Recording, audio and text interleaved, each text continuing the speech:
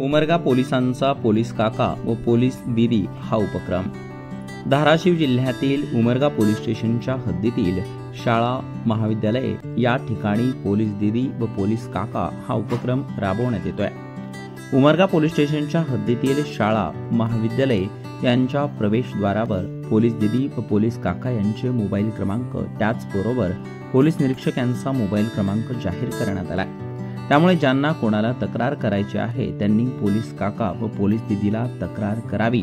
तक्रार देणाऱ्यांचे नाव गोपनीय ठेवण्यात येणार असल्याची माहिती यावेळी पोलीस निरीक्षक अश्विनी भोसले यांनी दिली आहे।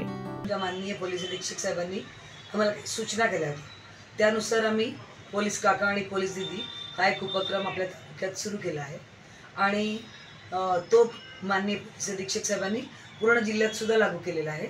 तर आम्ही पोलीस काका पोलीस दीदी यांचे फोटो आणि फोन नंबर तसेच माझा फोन नंबर माझा फोटो पण म्हणजे मुलांनी ओळखावं, कुठे दिसलं तर आमच्याशी मोकळेपणाने बोला असे लावून आम्ही एक बॅनर तयार केले आणि प्रत्येक शाळांमध्ये प्रत्येक महाविद्यालयांमध्ये ते लावलेले आहे। त्याचा उपयोग याच्यासाठी करायचा आहे की कुठलीही मुलगी असो किंवा लहान मुलगाही असो ज्याच्याबाबत लैंगिक शोषण असेल किंवा कुठल्या प्रकारचा त्रास असेल त्याला त्याच्या अस्तित्वावर घातला जातोय असं जर कुठे वाटलं किंवा कुठे त्याला चुकीच्या ठिकाणी स्पर्श करतोय, बॅड टच गुड टच बाबत पण आपण नेहमी बोलतो आणि आम्ही शाळांमध्ये त्याचा प्रचार करतो प्रसार करतो किंवा त्यांचं उद्बोधन करतो। तर तशी काही घटना असेल तर त्यांनी कृपया आमच्या पोलीस दीदीला आणि पोलीस काकांना फोन करावा। त्यांचं नाव आम्ही गुप्त ठेवू, त्यांचं नाव कुठेही उघड जाणार नाही।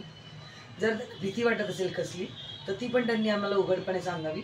अशा काही घटनांमधनं घाबरून किंवा वाईट वाटून स्वतःच्या मनाला लावून घेऊन काही लहान मुलांनी किंवा वयात आलेल्या मुलांनी पौगंड असलेल्या मुलींनी आत्महत्या पण केलेल्या आहे।